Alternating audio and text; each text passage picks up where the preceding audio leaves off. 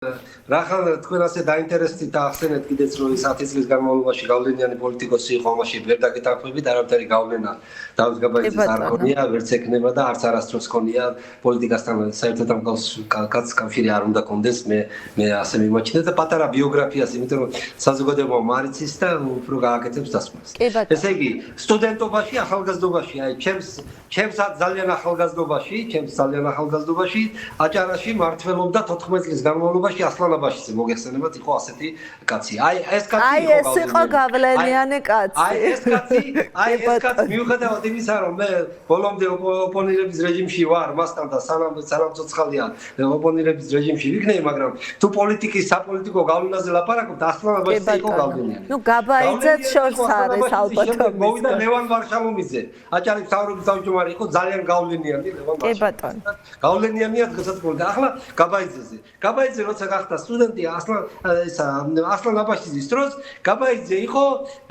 აღორძინების კავშირი იყო, მაშინ ერთადერთი პარტია უმჩესტი სოციალისტმა შეიპოხი, მაშინ იყო ერთადერთი პარტია აღორძინების კავშირი და ამ აღორძინების კავშირიდან გაბაიძე გახდა ხულოს თვითმმართველობის საკრებულოს წევრი. ხულოს საკრებულოს წევრი იყო, ანუ პირველი პოლიტიკური განაცხადი პოლიტიკაში შესვლისა, ეს იყო მისი აღორძინების კავშირში წევრობა და აღორძინებიდან მისი დეპუტატობა, ასე ვთქვათ, რაიონულ დონეზე. აი ეს იყო. შემდეგ ის პოლიტიკას არ გაკარებია, იურიდიული განათლება მიიღო, უნივერსიტეტი დაამთავრა, უნდა გითხრათ, რომ კარგი სპეციალისტია და როცა ჩვენ ხელისუფლებაში მოვედით 2012 წელს, პირადად მე ხელისუფლებაში მოვედი და რასაც თქვენ სიტყვა გავლენას ამბობთ, რაღაც გავლენები გქონდა, შევატყვე რომ აჭარის მთავრობაში კარგი იურისტი სჭირდებოდა განსაკუთრებით ადმინისტრაციულ სამართავში, იმიტომ რომ იქ მოქალაქეები მოდიან, მოკლედ დოკუმენტების მოწესრიგება იყო საჭირო და პირადად მე მივიყვანე ეს ბიჭი როგორც კარგი ადვოკატი და წესიერი ახალგაზრდა კაცი მივიყვანე მთავრობაში. უნდა გითხრათ რომ მიხეილ სააკაშვილის წინააღმდეგ მას ნახევარი წუთიანი განცხადებაც კი არ აქვს, ნახევარი წუთიანი მატერიალური ყოფნაც კი არ აქვს ოფისში. მიხეილ სააკაშვილის წინააღმდეგ მას არ უბრძოლია. ეს იყო ადვოკატი მიხეილ სააკაშვილის ხელისუფლების დროს ეწეოდა საადვოკატო იურიდიულ საქმიანობას. 2012-ში მივიყვანე მთავრობაში და 2016-ში მოულოდნელად ეს კაცი არავინ არ ამზადებდა მას მთავრობის თავმჯდომარის უმაღლესი საბჭოს თავმჯდომარის პოსტზე, იმიტომ რომ 2016-ში რომ პარტიული სია დაიწერა ქართული ოცნების, პირველი ნომერის სხვა ადამიანი იყო ჩაწერილი, ის მოიაზრებოდა ქართული ოცნების უმაღლესი საბჭოს თავმჯდომარის თანამდებობაზე და ეს იყო მეორე თუ მესამე ნომერი და უეცრად გადმოითამაშეს. ეხლა მე შემიძლია დარწმუნებით გითხრათ, ეს ახლა ტროლეიბუსში მონაყოლს კი არ გეუბნებით. 2014 წლიდან საქართველოში ყველა არჩევნები და პარტიული სიები დგება, მოწმდება, დასტურდება და ძახითი ნიშანი ესმება სუსში. სუსი ატარებს პარტიულ საპოლიტიკო არჩევნებსა და როგორც ჩანს, ძალიან მოეწონა ეს ახალგაზრდა კაცი და გადაათამაშეს 2016-ში და გახდა უმაღლესი საბჭოს თავმჯდომარე. 2016-ში, 2020-ში და 2024-ში. ესე იგი, რიჟვაძე სანამ მთავრობის თავმჯდომარე გახდებოდა, გაბაიძე იყო უმაღლესი საბჭოს თავმჯდომარე. ისინი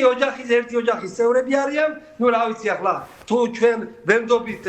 ვემდობით ციხეშიროზის რა გვარია პრემიერი ღარიბაშვილს თუ ღარიბაშვილის ვემდობით, ქვისლები ნაცისავები არ არიან, ხო ასე თქვა, ხო? თუ ცოლისმა არ არის ნაცისავი, თუ რომელი თქვა? ცოლისმა. ნუ მე მგონი ქვისლები, ხო, თუ ცოლისმა. ნუ რაცა, მოკლედ ნაცისავები არ არიან, ქვისლები არიან. ისინი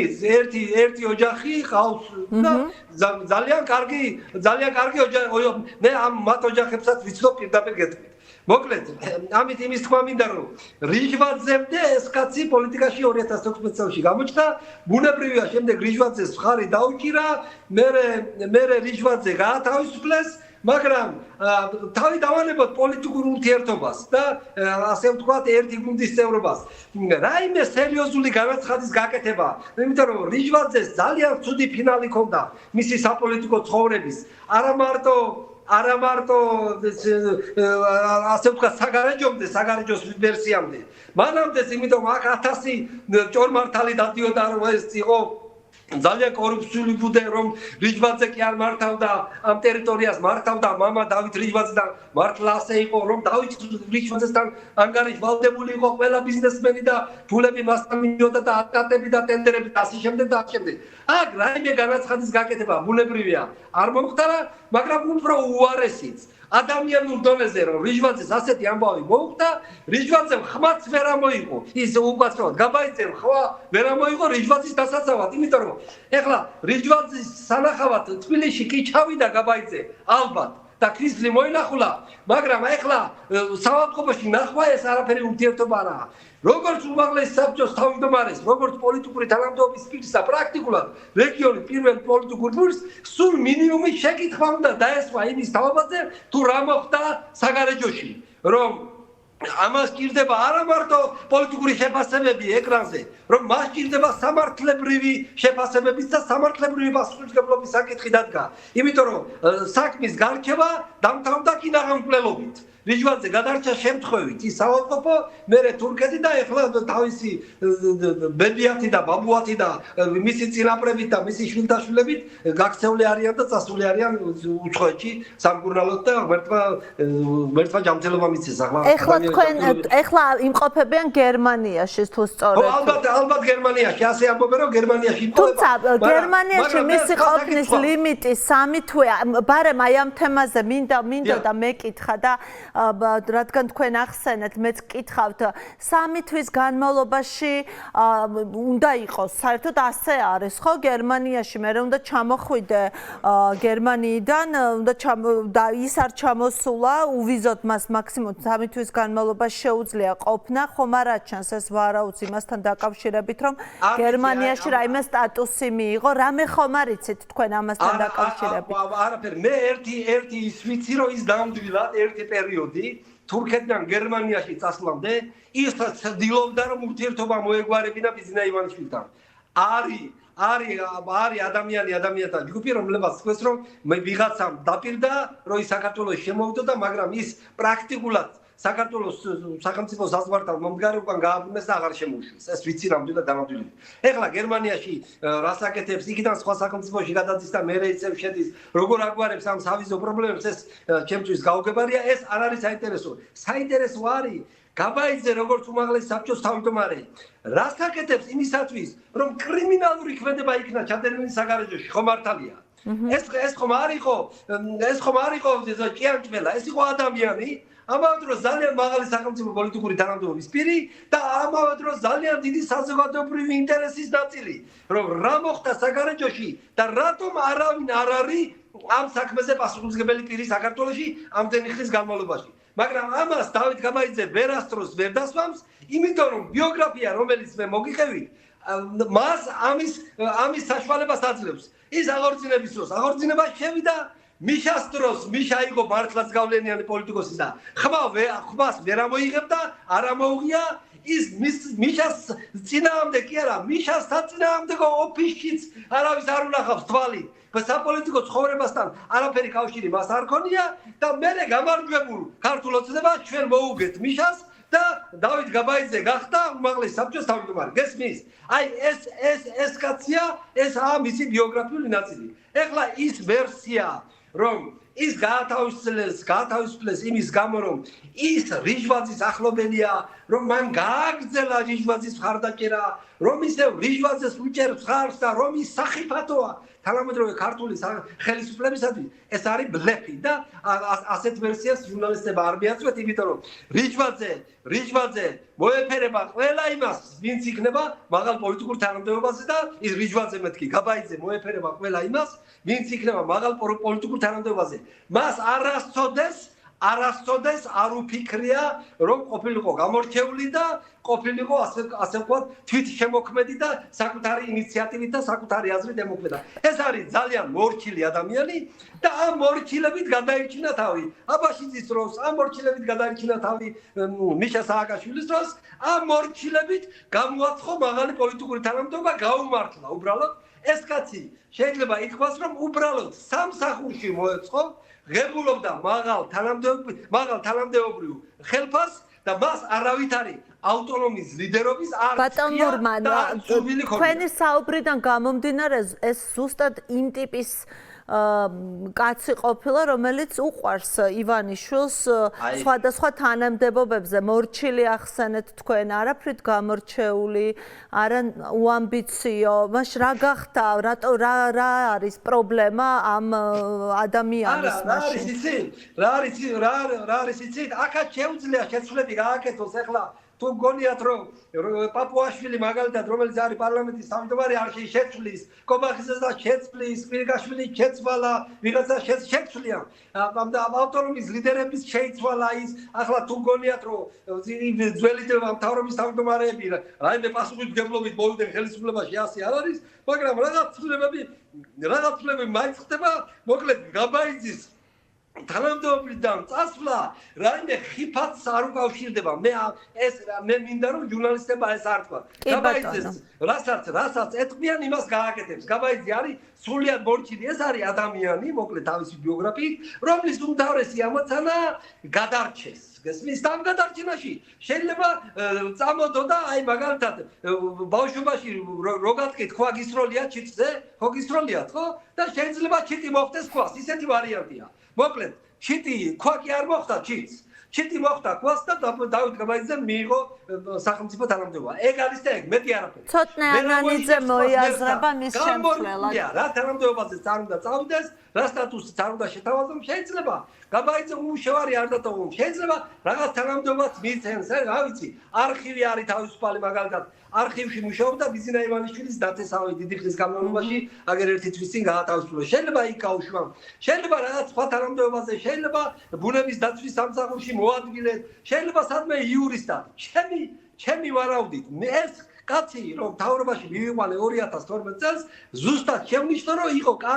კარგი იურისტი კვალიფიცირებული იურისტი ქაღალდებთან მუშაობა შეუძლია მისი ყველაზე დიდი თანამდებობა რაც შეიძლება ამ კაცს მიანიჭოს ასე ვთქვათ პოლიტიკოსმა გამოცდილმა ადამიანმა ვისაც ქართული სახელმწიფო აინტერესებს ეს არის შემდეგი რომ ის გამოდგება მაგალითად ხულოს თემში, შუახევის თემში, ქედის თემში, საკრებულო კი არ ვაკნინებ ახლა ბათუმის თემის ბათუმის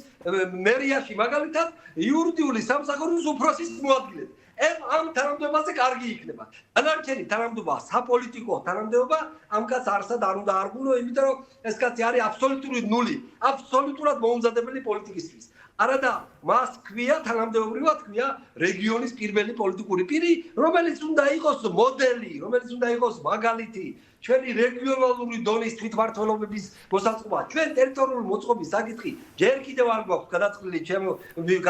ჩემოვიკა. არც განდგომილი რეგიონები გვაქვს, იგერ აფხაზეთია, იგერ ცხინვალია, აჭარის ავტონომია, ბუტაფორია, ქაღალდის ავტონომია, რომელიც კომიკურ ხასიათს ღებულობს. აი მაგალითად თუ გახსოვთ ეროვნული მასშტაბით სამინისტროები შემცირდა და სწორი მიმართულებით წავიდა ქართული ოცნებაც კი სამინისტროები შეამცირეს და ამ ბოლო დროს კულტურის სამინისტრო ისევ გახსნეთ ხო გახსოვს ეს ისევ სამინისტრო ისევ არის რახან კულტურის სამინისტრო ეროვნული მასშტაბით ისევ აღორძინეს აჭარაშიც კულტურის სამინისტრო გაიხსნა და ამათაც უმაღლესმა საბჭომ კულტურის სამინისტრო შექმნა და კულტურის მინისტრად აირჩია ვინმე ბოლქვაძე ეს პიანისტი კარგი პიანისტია მუსიკოსი კარგია მაგრამ გეკითხებით აი ერთი არგუმენტი მომიყვანეთ ორი არ მჭირდება ორი ძალიან ბევრი იქნება ერთი არგუმენტი მომიყვანეთ რატომ უნდა დაეჭირა უმაღლეს საბჭოს და გაბაიძეს ხარი ელისო ბოლქვაძესთვის რომ ყოფილიყო აჭარის კულტურის მინისტრი რა იცის ახლა აჭარის კულტურა ჯერეთი რა სიტყვა ხო ხო აი პირდაპირ სასაცილო საანეკდოტო თემაა ხო შეიძლება კულტურის მიმართულება იყოს კულტურის განყოფილება იყოს გასაგებია მეთქვია რომ შენს დროსაც იყო მაგრამ ყოველთვის ვიბრძოდი ჩემს დროსაც იყო მაგრამ ყოველთვის ვამბობდი რომ ეროვნულ დონეზე რაც სამინისტროებია მოდი ავტონომია გავხადოთ ნამდვილი ავტონომია ნამდვილი თვითმმართველობა ნამდვილი მოდელი ნამდვილი მაგალითი რეგიონულ დონეზე სხვა თვითმმართველობებისათვის და გავაკეთოთ ისე რომ აჭარაში რა სამინისტროებიც იქნება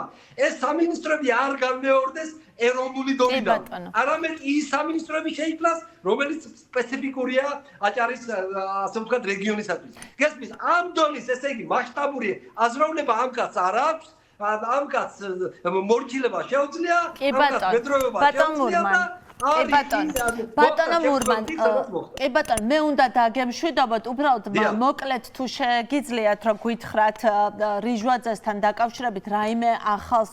ახალი ინფორმაცია ხომ არ გაქვთ იმასთან დაკავშირებით, თუ რა მოხდა საგარეჯოში, ჩვენ თვითმკვლელობის მცდელობაზე ვსაუბრობდით და ამაზე საუბრობს მედია მუდმივად, ამასთან დაკავშირებით რაიმე ხომ არ გვეკრით და დაგემშვიდობებით. კი ბატონო,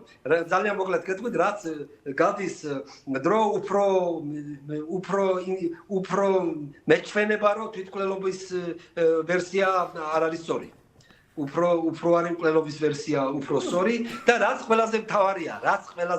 და რაც რა გაძლევთ ამის თქმის საფუძველს ბატონ მურმა, რა გაძლევთ ამის თქმის საფუძველს? აი ამის თქმის საფუძველს ვაძლევს მისი უახლოესი ოჯახის წევრების ჩემთან პირადი ურთიერთობა. რომელიც რას ამბობენ? რიჟვაძის ოჯახის წევრების პირადი ურთიერთობა და რიჟვაძე დაბადებული არ იყო, რომ რიჟვაძეების უფროსებთან კავშირი მქონდა და ურთიერთობა მქონდა. და მეორე, რაც ყველაზე მნიშვნელოვანია, რიჟვაძე არ ჩასულა თავისინებით საგარეჯოში. რიჟვაძე ჩაიყვანეს საგარეჯოში. აი ეს შემიძლია ვიკითხოთ. დანარჩენზე მეტი ინფორმაცია არ ჩვენ ზუსტ ინფორმაციას რიჟვაძეზე ვერ გავიგებ, სანამ ხელისუფლებას არ შევთვლით. როცა მადლობა. იმას დაჭირდება ახალი გამოძიება და ახალი შედეგები. თუმცა რაიმე ხომ არ გაქვთ ინფორმაცია, არ ვიცი, ხელმოსაჭიდი, რაც გამორიცხავს თვითმკვლელობის მცდელობას. არა, ასეთი არა. კარგით, მადლობა დიდი.